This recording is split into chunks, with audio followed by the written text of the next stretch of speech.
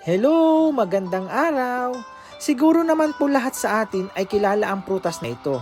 Ito po ay hugis bilog na kulay green kung ito ay hilaw pa at nagiging kulay gold o yellow naman kapag nahinog. Ubod na sarap ang prutas na lansones, kaya tuwing panahon ng lansones ay medyo may kamahalan ng prutas na ito. Bukod kasi sa masarap nitong lasa, ano pa ba ang makukuha natin sa pagkain ng prutas na lansones? Ang lansones ay mayaman sa antioxidant. Nagpapatibay din ito ng ating ngipin at ng ating mga gilagid.